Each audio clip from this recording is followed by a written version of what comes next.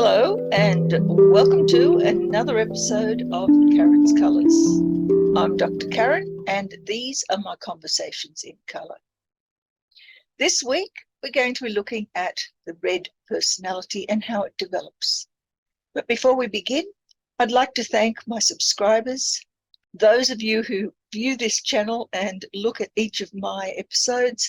I hope you're getting something out of them that is of value to you. I would like to see some comments though, and if necessary, some questions. I'm more than happy to deal with any of those. So let's have a look at today's colour. It is red.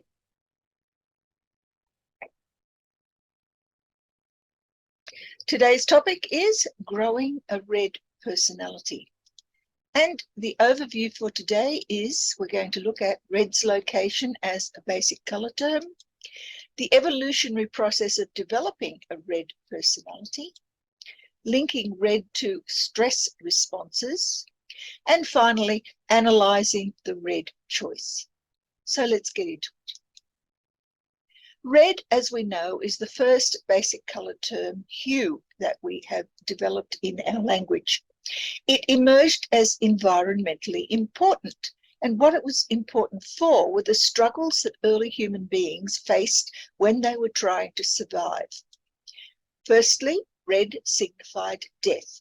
And death was both accidental, that is, they were exposed to something that actually caused the spilling of blood, or it was deliberate. And if it was deliberate, it was because they were hunting something, and to signify the death of that something also required the spilling of blood. But red was also associated with life. It was associated with food. If we kill something, particularly a meat something, then we are going to be spilling blood, and we can smear our bodies in it, we can make a celebration out of it, and we know that we are going to eat well.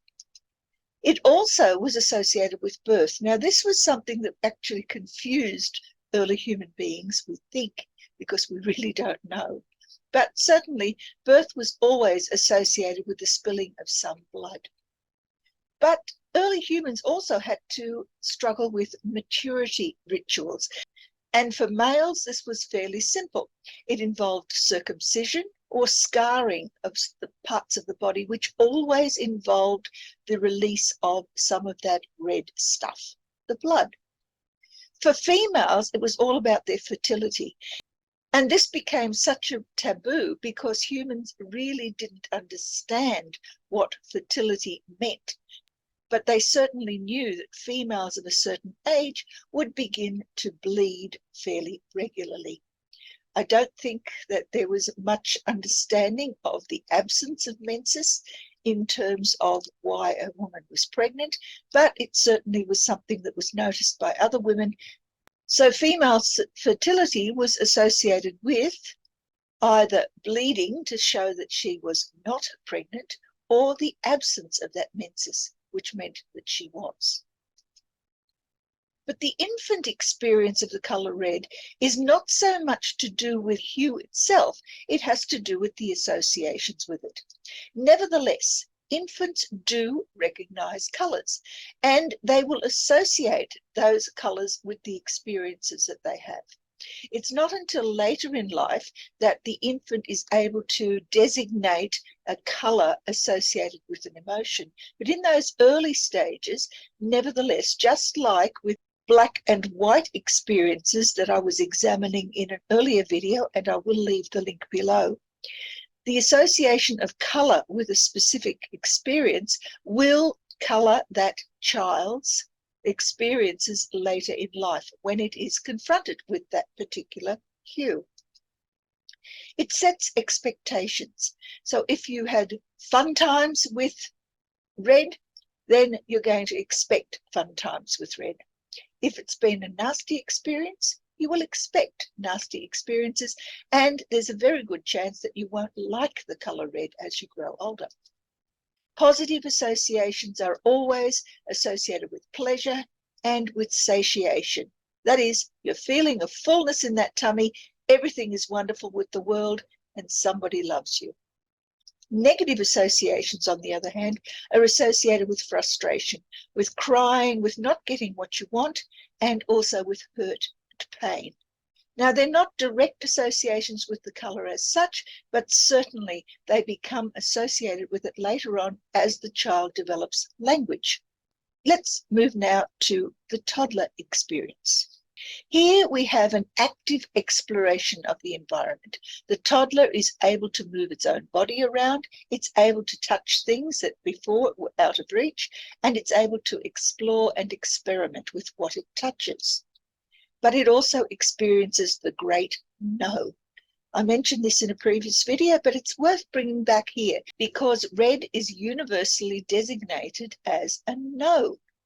We all know that if there's a red light in front of us, you don't go through it. If there are signs that are written in red, you take notice of them because they are generally warnings. But the great no always means restrictions of some sort. And with those, sometimes comes both rewards and punishments. Punishments more likely as we get older and recognize that red means no. But it also tests the emotional limits of the toddler. It can be learning to assert itself, and it does so usually in a form of play.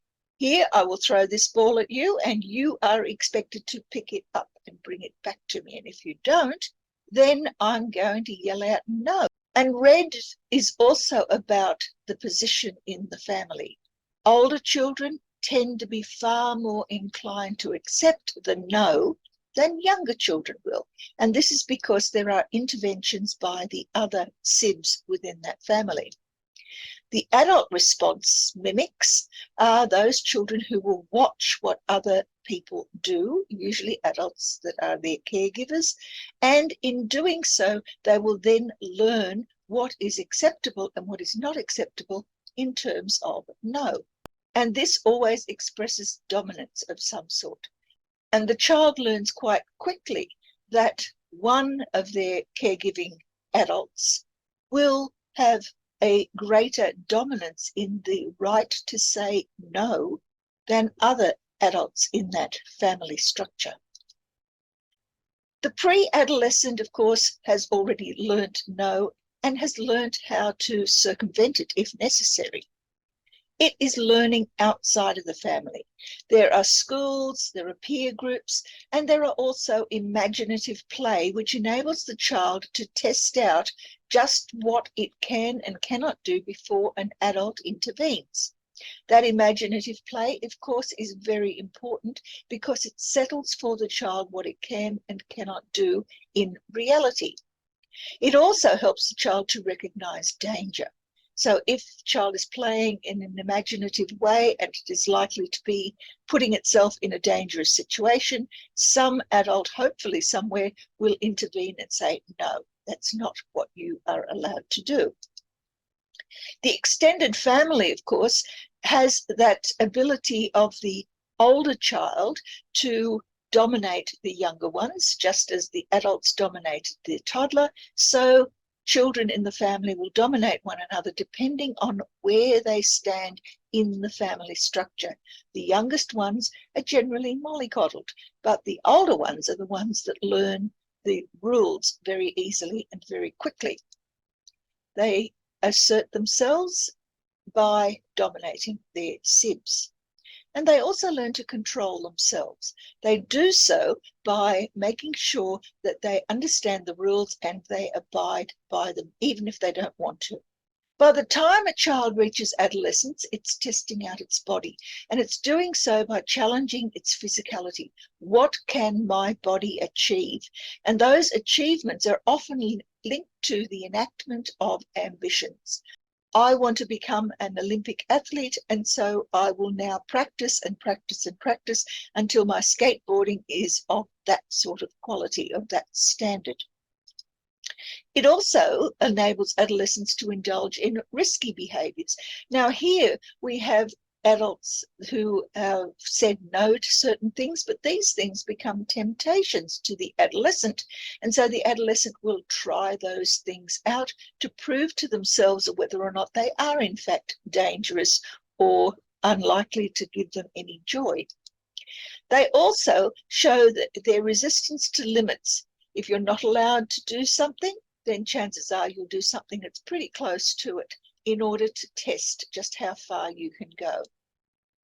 But also the adolescent faces puberty and body image changes, and those are also associated with red.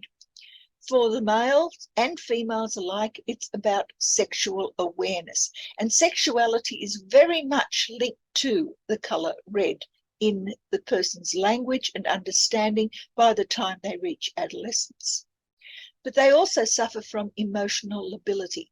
That is, moods swings from extreme happiness, extreme pleasure to extreme sadness or isolation of the self. All of those are reddish emotions. Which brings us to the red stress responses. We know that stress responses can be basic white or basic black reactions. And the basic white reaction that is most commonly seen in adolescence is red as fight. Now, red as fight can be quite self-protective. It's an assertive response. It is one, when it is positive, that allows the adolescent or the young person to say, no, I'm not going to engage in that particular fight.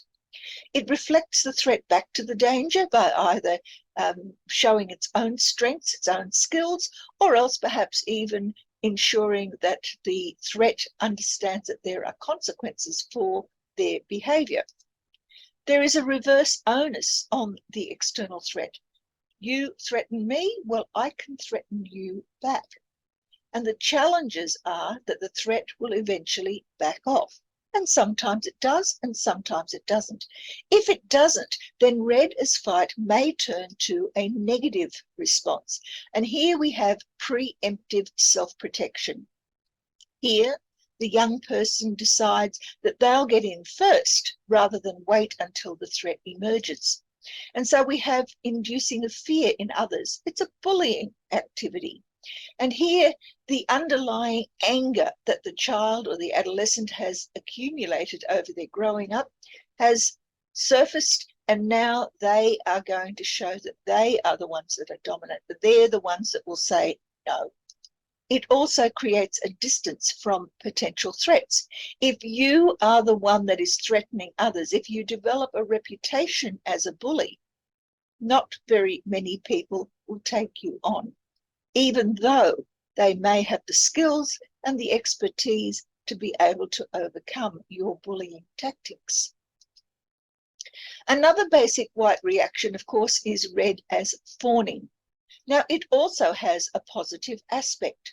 It's a pre-planned action when it's positive. It nullifies the threat by deflecting it.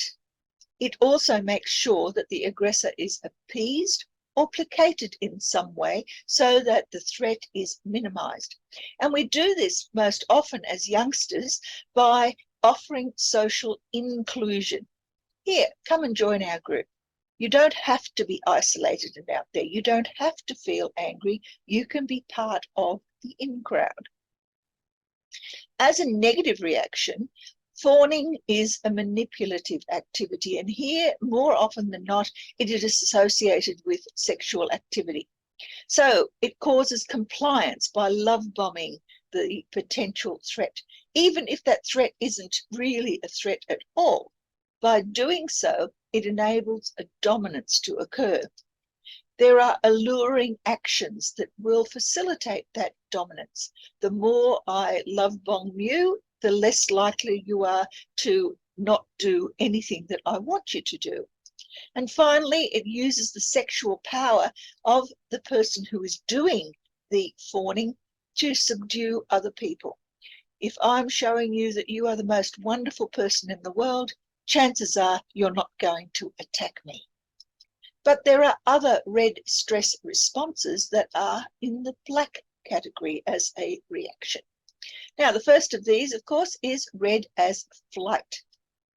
The positive aspect of red as flight is using your body to escape from threats. Now, this causes a rapid retreat from danger, and as a survival activity, it is very useful. It also causes a refusal to engage with that threat. I'm moving away, you can't keep threatening me. And there is the other ability to be able to take evasive action.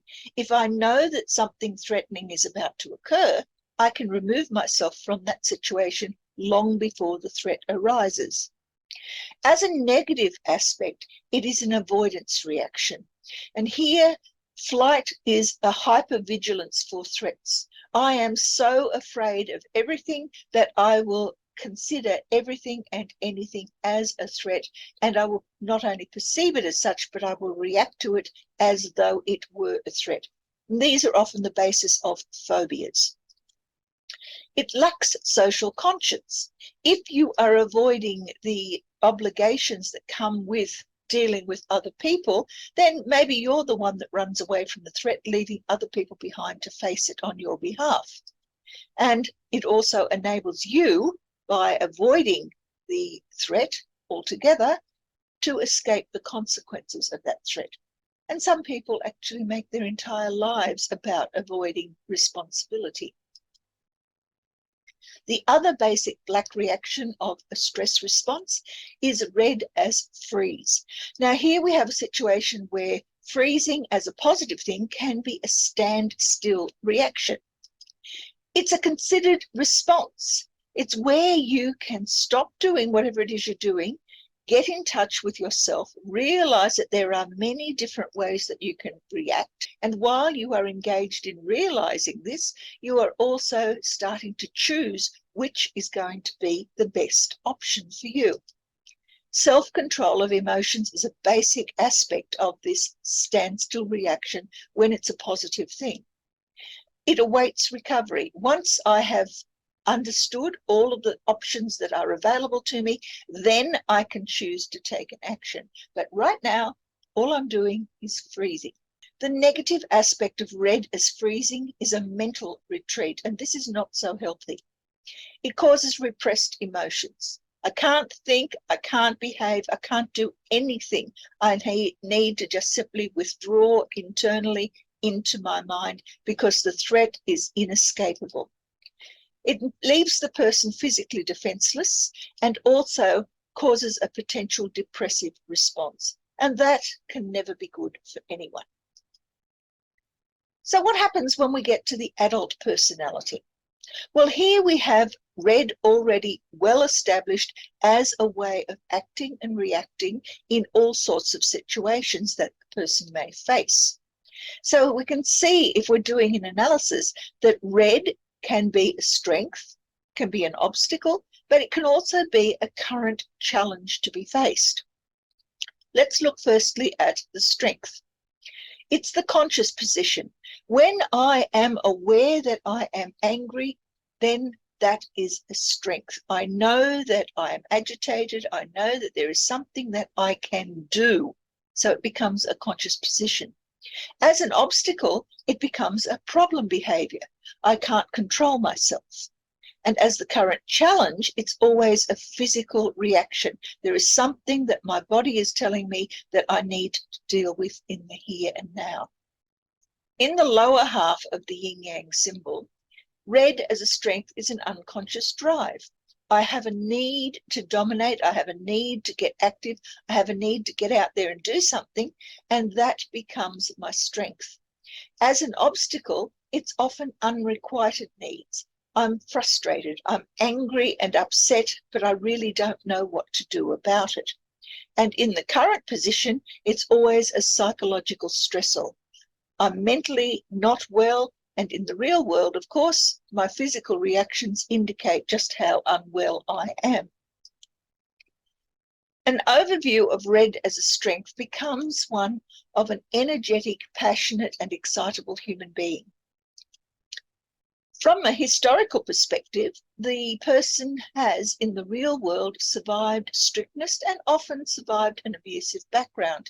They are capable of reacting and getting through all of those things that make us feel we can now handle anything.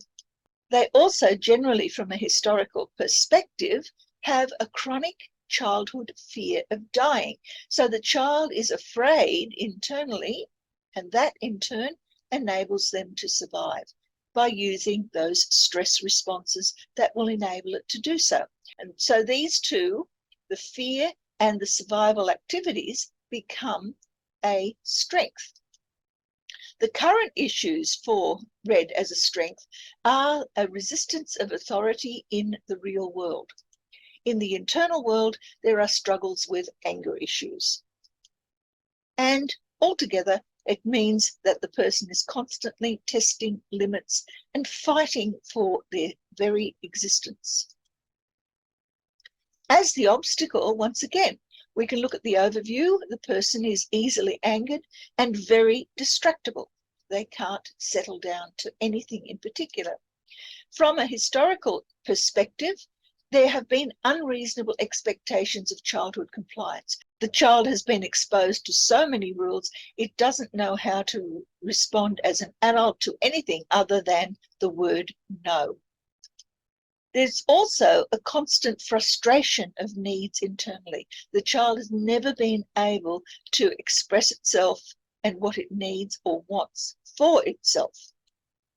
Currently, as an obstacle, red on red demonstrates the person has a short attention span.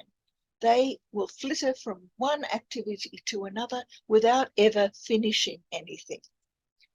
As well as that, there is an internal resentment of the demands made by others. And as such, that resentment and the short attention span together mean that they are often physically or sexually demanding, but will change their minds pretty rapidly between one and the other without necessarily giving anybody any notice of that change of attitude. In the now, red has a slightly different perspective. The now means that the person is agitated and hyperactive. They're frantic with energy.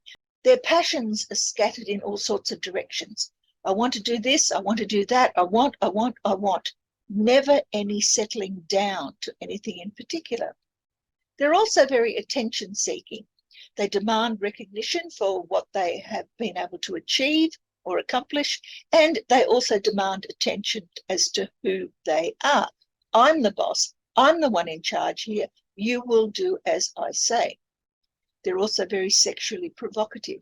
Now, this can be both male and female, but either way, it's one in which they're using their sexual body image to construct the idea of being the ideal type of sexual partner. They do, however, also, if this appears in the now, to have some potential physical issues, and those issues are nearly always associated with an elevation of blood pressure. That's understandable. If you've got so much energy, your blood pressure is going to rise. On the other hand, they could also be at risk of cardiac arrest or even a stroke, and definitely in the long term, arthritis or any other form of musculoskeletal disease is likely to develop over a period of time. So, in summary, what have we got? Red is the first hue, basic colour term that we have developed in our language, and it's due to the importance it held for early human beings. The infantile emotional experiences that were linked to the perceptions of or preferences for red will indeed colour our perspective on the colour red right through our entire lives. Puberty refines the red personality factors. It enables us to discover just how far we can take the risks that are afforded us as adolescents. Red as a strength promotes an autocratic personality, whereas as an obstacle, it indicates that there are approaching threats that we can recognize but aren't quite able to overcome. And in the present, red always links to cardiac and skeletal disease processes. And there we have it. Red as an evolutionary process for the development of a red personality. I hope you've gotten something out of this session. It's a little different to the last time I dealt with red, but the two are complementary, and if you haven't seen that video, I'll leave the link for that below. Once again, thank you very much for watching, for staying with me for this entire session. I hope that you've enjoyed it. So until we meet again next week, I wish you a happy week and bye.